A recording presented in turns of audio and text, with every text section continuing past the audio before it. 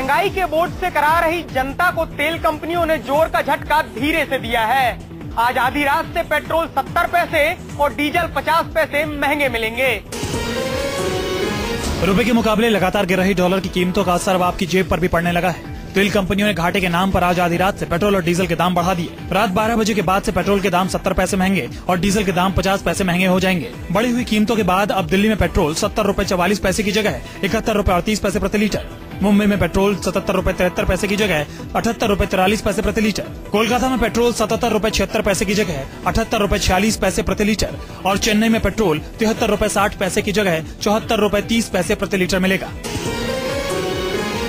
रुपए की गिरती कीमतों के चलते पिछले 3 महीने में पेट्रोल के दाम 6 बार बढ़ चुके हैं। 3 महीने में पेट्रोल 8 रुपए 30 पैसे प्रति लीटर महंगा हो गया है। सरकार के तेलंगाना के ऐलान के बाद आज देश भर के कई राज्यों से अलग राज्य बनाने की मांग उठने लगी है। यूपी की पूर्व मुख्यमंत्री मायावती ने भी यूपी को 4 भागों में बांटने की मांग की। मायावती ने कहा कि बीएसपी तेलंगाना राज्य की मांग शुरू से करती रही है। अब तेलंगाना राज्य बनने जा रहा है। ऐसी स्थिति में बीएसपी की मांग है कि केंद्र देश के दूसरे बड़े राज्यों का पुनर्गठन करने के साथ साथ विदर्भ और गोरखालैंड को भी गठित करे। साथ ही उत्तर प्रदेश को भी 4 राज्यों में बांटने की प्रक्रिया जल्द से जल्द पूरी की जाए ताकि विकास और सामाजिक न्याय का मार्ग प्रशस्त हो सके। उत्तर प्रदेश को भी 4 राज्यों में पुनर्गठित कर अलग पूर्वांचल, बुंदेलखंड, पश्चिमी एवं अवध राज्य बनाने की प्रक्रिया यथाशीघ्र पूरी की जानी चाहिए। मायावती के साथ साथ कांग्रेस के भीतर से भी अब यूपी समेत कई राज्यों के बंटवारे की मांग उठने लगी है।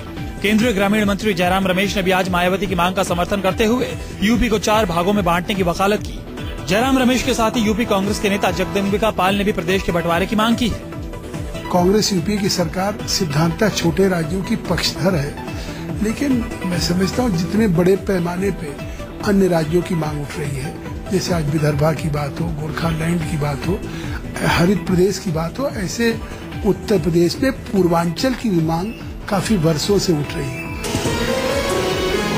मायावती के साथ साथ कांग्रेस के अंदर से उठ रही आवाज ने एक बार फिर यूपी की सियासत में यूपी को 4 भागों में बांटने की मांग तेज कर दी है। आगामी लोकसभा चुनाव में कांग्रेस के लिए ये चुनावी मुद्दा बन सकता है। यूपी के बंटवारे पर मायावती के सियासी दांव को समाजवादी पार्टी ने सिरे से खारिज कर दिया है। समाजवादी पार्टी के राष्ट्रीय महासचिव रामगोपाल यादव ने कहा है कि बड़े राज्यों का बंटवारा देश की सुरक्षा के लिए खतरनाक साबित हो सकता है। समाजवादी पार्टी ने आज यूपी के बंटवारे पर अपना स्टैंड साफ करते हुए कहा कि उनकी पार्टी छोटे राज्यों के खिलाफ है, क्योंकि बड़े राज्यों का बंटवारा देश की सुरक्षा के लिए खतरनाक है। समाजवादी पार्टी ने आज मायावती की उस मांग को सिरे से खारिज कर दिया जिसमें उन्होंने यूपी को 4 राज्यों में बांटने की मांग की थी। समाजवादी पार्टी के महासचिव रामगोपाल यादव ने कहा कि मायावती सीएम बनना चाहती है, इसलिए वो यूपी के बंटवारे की वकालत कर रही है। समाजवादी पार्टी ने आज कह दिया कि उनकी पार्टी आंध्र प्रदेश के बंटवारे के खिलाफ है और यूपी के बंटवारे का तो सवाल ही नहीं उठता। ये जो फैसला किया है गवर्नमेंट ने, हम उसका विरोध करते हैं, संसद के अंदर भी इसका विरोध करेंगे। किसी भी कीमत पर उत्तर प्रदेश के विभाजन की मांग को न तो हम स्वीकार कर सकते हैं, बल्कि ये मानते हैं कि जो उत्तर प्रदेश को बंटवारा करना चाहते हैं वे उत्तर प्रदेश की हैसियत को हिंदुस्तान से खत्म करना चाहते हैं। तेलंगाना बनने के बाद अब कई छोटे राज्यों की मांग भी शुरू हो गई है। बीएसपी सुप्रीमो मायावती ने यूपी के बंटवारे को लोकसभा के चुनाव में मुद्दा बनाने का फैसला कर लिया है। तेलंगाना की सीमा खिंचने के बाद दूसरे राज्यों के बंटवारे की भी मांग फिर से गर्म हो गई है। यूपी के अलावा कई और ऐसे राज्य हैं जिनके बंटवारे की मांग उठने लगी है।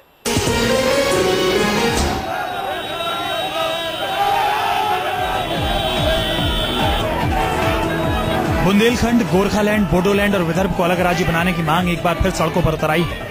तेलंगाना को अलग राज्य बनता देखकर महाराष्ट्र को काटकर विदर्भ को आज नागपुर में प्रदर्शन किया गया। छोटे राज्यों की हिमायती रही बीजेपी ने उनके इस मांग का समर्थन किया, लेकिन इस मुद्दे पर सहयोगी शिवसेना बीजेपी के सख्त खिलाफ है। शिवसेना को महाराष्ट्र से अलग विदर्भ कतई मंजूर नहीं है। वहीं पश्चिम बंगाल के उत्तरी इलाके में बसे गोरखा समुदाय की अलग राज्यों की मांग 100 साल से भी ज्यादा पुरानी है, जिसे लेकर एक बार फिर सुगबुगाहट तेज हो गई है। लेकिन पश्चिम बंगाल की मुख्यमंत्री ममता बनर्जी ने किसी भी तरह के बंटवारे से साफ इनकार किया है। Then it is most unfortunate for the country, and I condemn this attitude. वहीं नए राज्य तेलंगाना के बनने और दूसरे राज्यों की मांग पर लेखिका शोभा डे ने अपने अंदाज में कमेंट करते हुए ट्वीट किया था कि क्या मुंबई और महाराष्ट्र अलग नहीं हो सकते। इन राज्यों के अलावा दिल्ली को भी पूर्ण राज्य का दर्जा दिए जाने की मांग काफी पुरानी है। 2003 में एनडीए सरकार ने इसकी कोशिश भी की थी, लेकिन कोशिश कामयाब नहीं हुई। अलग तेलंगाना राज्य के गठन को लेकर पूरे आंध्र प्रदेश में तनाव का माहौल बना हुआ है। आंध्र प्रदेश और रायलसीमा में लोगों ने 72 घंटे के बंद का ऐलान किया है।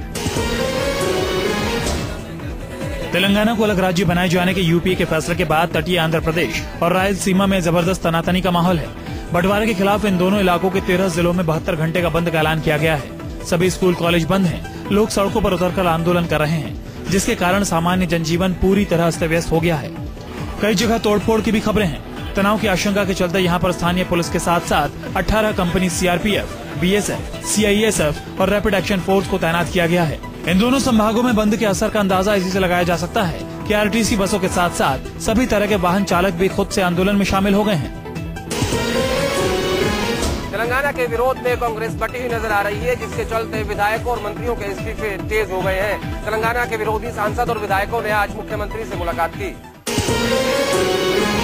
नेताओं के सामने सरकारी अधिकारियों की चापलूसी की परंपरा कोई नई नहीं है।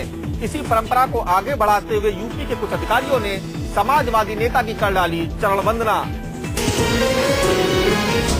समाजवादी पार्टी सुप्रीमो मुलायम सिंह यादव के भाई और मुख्यमंत्री अखिलेश यादव के चाचा शिवपाल सिंह यादव को आप इन तस्वीरों में देख सकते हैं। शिवपाल सिंह यादव इटावा की जमीन पर हेलीकॉप्टर से उतरे तो उनके स्वागत में पलक पावड़े बिछाए यूपी के अफसर उनका आशीर्वाद पाने के लिए टूट पड़े।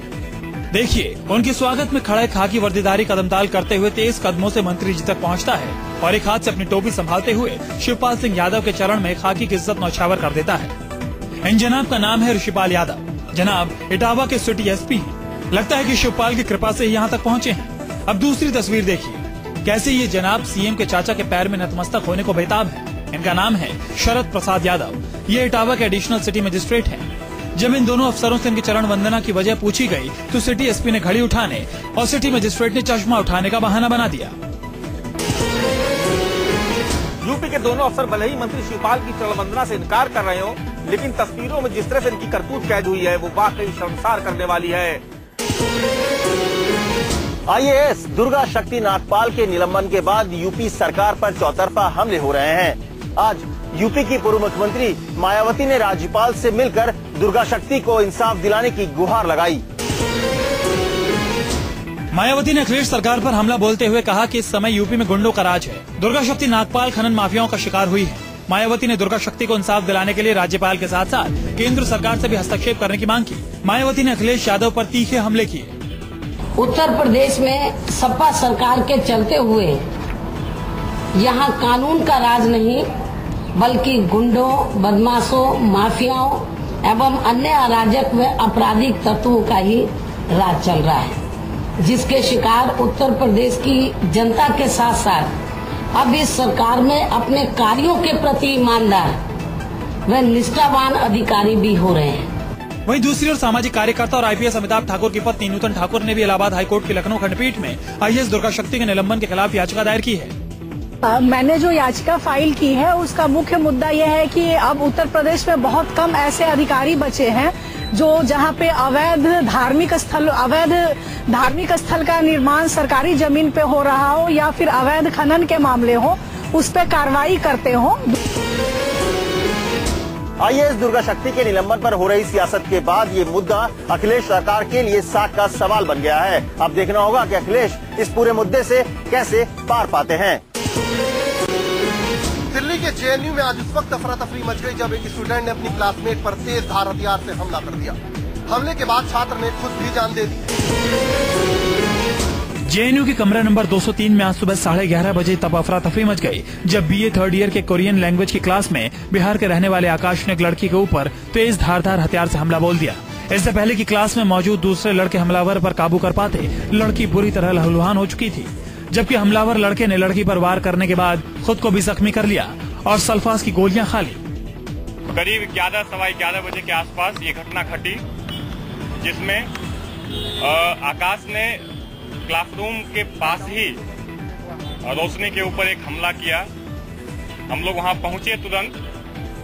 उसके हाथ में एक देसी गन था, जिसके चलते वो हमें घुसने नहीं दे रहा था कमरे में। जेएनयू जैसी मशहूर यूनिवर्सिटी में इस तरह की वारदात ने जेएनयू प्रशासन पर कई सवाल खड़े कर दिए हैं। सबसे बड़ा सवाल ये कि आखिरकार आकाश तेजधार हथियार और कट्टा लेकर क्लासरूम में कैसे पहुंचा। जेएनयू में हुए खूनी खेल के बाद आकाश और रोशनी को फौरन अस्पताल में भर्ती कराया गया। सफदरजंग में रोशनी का आईसीयू में इलाज चल रहा है, जबकि आकाश ने एम्स ट्रॉमा में दम तोड़ दिया। वारदात के फौरन बाद आकाश और रोशनी को एम्स के ट्रॉमा सेंटर में लाया गया, जहां कुछ देर के इलाज के बाद आकाश की मौत हो गई। आकाश के जिस्म में जहर फैल चुका था, जबकि उसने अपने गले को भी काटने की कोशिश की थी। दूसरी ओर इस मामले में एम्स प्रशासन की भी लापरवाही सामने आई है। छात्रों का कहना है कि एम्स ने आकाश को भर्ती कर लिया था, लेकिन रोशनी को भर्ती नहीं किया, जिसके बाद उसे सफदरजंग हॉस्पिटल में भर्ती करवाया गया। हालांकि एम्स प्रशासन का कहना है कि रोशनी को एम्स लाया ही नहीं गया। देखिए, दोनों पेशेंट यहाँ नहीं आए थे। एक ही मरीज आया था जिसका नाम था आकाश, 22 साल का लड़का, और दूसरा हमारे पास ये पेशेंट नहीं आया है। रोशनी का सफदरजंग अस्पताल में इलाज चल रहा है। डॉक्टरों के मुताबिक लड़के की हालत नाजुक बनी हुई है। अगले 48 घंटे रोशनी के लिए बेहद ही अहम है। रोशनी और आकाश दोनों बिहार के रहने वाले हैं। दोनों में अच्छी दोस्ती थी, लेकिन किसी को ये नहीं मालूम कि आखिर दोनों के बीच ऐसा क्या हुआ कि आकाश ने इतना बड़ा कदम उठा लिया। भारतीय जनता पार्टी का अनुषंगिक संगठन अखिल भारतीय विद्यार्थी परिषद आज राजभवन के घेराव के लिए बहुत ज्यादा तादाद में सड़कों पर उतरा। उसके साथ पुलिस की कई बार झड़पें भी हुई और बहुत भारी पुलिस के बैरिकेड के बावजूद इन्होंने राजभवन के घेराव की कोशिश की। मध्य प्रदेश के राज्यपाल से नाराज चल रही बीजेपी सरकार के छात्र संगठन अखिल भारतीय विद्यार्थी परिषद ने भोपाल में राजभवन के सामने जबरदस्त प्रदर्शन किया। राजभवन घेरने के लिए प्रदेश भर से कार्यकर्ताओं का हुजूम आज राजभवन पहुंचा। भारी भीड़ को देखकर पुलिस के भी पसीने छूट गए। एबीवीपी का आरोप है कि एमपी के सभी यूनिवर्सिटी में कुलपति निरंकुश हैं और ये सब कुलाधिपति यानी राज्यपाल के कारण हो रहा है। भोपाल के रंगमहल चौराहे पर पुलिस के साथ इनकी भारी झड़प हुई। कई बार पुलिस को पानी की बौछारों के जरिए इन्हें रोकना पड़ा। छात्रों पर काबू पाने के लिए पुलिस को हल्का बल प्रयोग भी करना पड़ा, जिसमें कई छात्रों को चोटें आई। भले ही इसे कॉलेज के छात्रों की समस्याओं से जुड़ा हुआ मामला बताया जा रहा हो, लेकिन जिस तरह से मध्य प्रदेश सरकार और राज्यपाल के बीच टकराव की खबरें आ रही हैं, उससे ऐसा लगता है कि भाजपा का ये धड़ा भी सरकार के समर्थन में ही आज राज्यपाल का घेराव करने निकला था।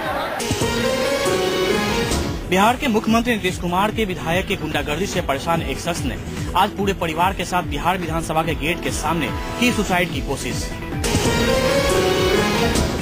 बिहार के मुजफ्फरपुर के कुढ़नी के रहने वाले गोरख ठाकुर आज अपनी बीवी, 2 बच्चों और भाई के साथ बिहार विधानसभा के सामने पहुंचे।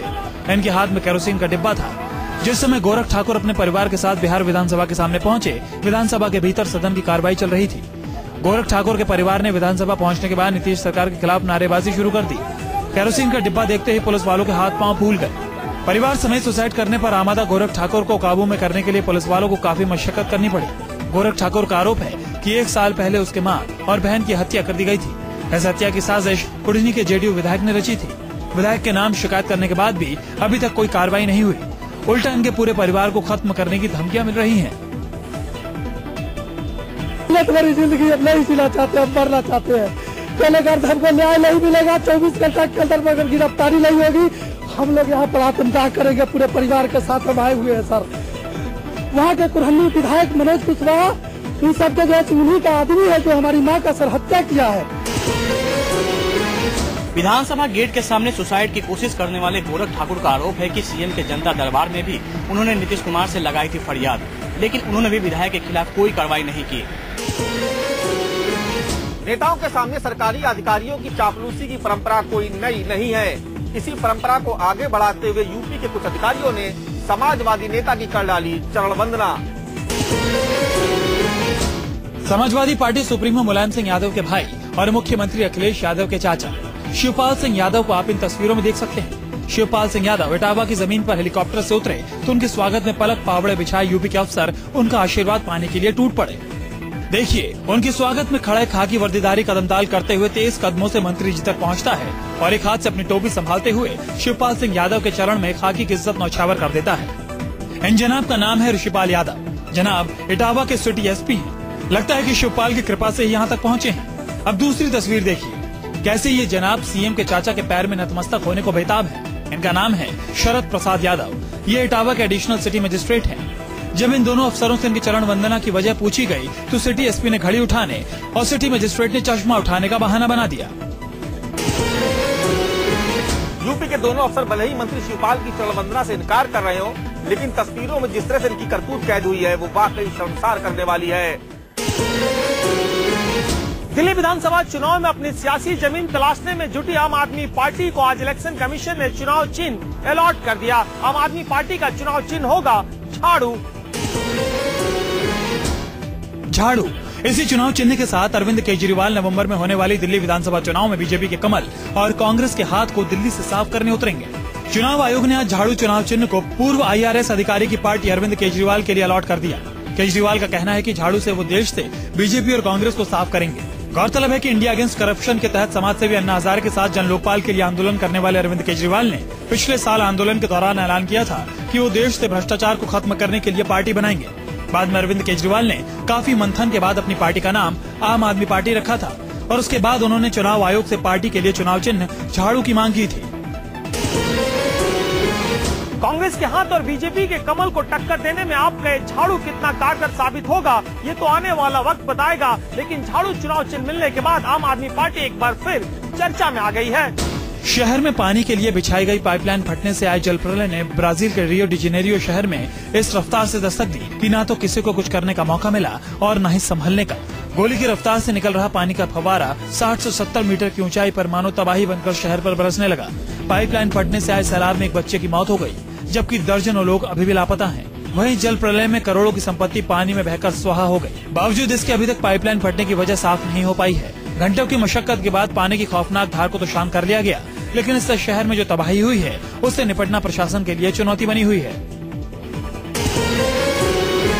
सैलाब इतना भयंकर था कि लोगों को छतों पर चढ़कर अपनी जान बचानी पड़ी। रेस्क्यू टीम ने दर्जनों लोगों को सुरक्षित स्थानों पर पहुंचाया। 13 महीने के अपने मुश्किल भरे कार्यकाल में कई उतार चढ़ाव देखने के बाद आज Delhi police commissioner Neeraj Kumar retire हो गए। अपने विदाई भाषण के दौरान नीरज कुमार कई बार भावुक हो गए। आज 37 साल की पुलिस सेवा के बाद मैं सेवानिवृत्त हो रहा हूं। इस अवसर पर मेरी भावनाएं कुछ मिली जुली सी हैं, कुछ खुशी की है और साथ ही कुछ दुख की। अपने विदाई भाषण में दिल्ली पुलिस के कमिश्नर नीरज कुमार के आंसू झलक आए। नीरज कुमार का 13 महीनों का कार्यकाल कांटों भरा रहा। उनके कार्यकाल में दिल्ली के वसंत विहार में हुए गैंगरेप के बाद हुए जन आंदोलन ने उनकी कुर्सी हिला दी थी। उसके बाद गुड़िया केस में भी दिल्ली पुलिस की काफी फजीहत हुई थी। हालांकि क्रिकेट में स्पॉट फिक्सिंग का खुलासा उनकी बड़ी उपलब्धि रही। आज रिटायर होने से पहले नीरज कुमार को पुलिस लाइन में सलामी दी गई। इससे पहले दिल्ली पुलिस हेडक्वार्टर में नीरज कुमार ने नए पुलिस कमिश्नर BS बस्सी को दिल्ली पुलिस का चार्ज सौंपा। मैं ईश्वर का और साथ ही आप सबका आभार प्रकट करता हूं कि आपने मेरी आन बान और शान बरकरार रखी। नीरज कुमार के रिटायर होने के बाद आज से दिल्ली पुलिस की कमान नए पुलिस कमिश्नर BS बस्सी ने संभाल ली है। BS बस्सी ने साफ किया कि दिल्ली वालों की सुरक्षा उनकी पहली प्राथमिकता है।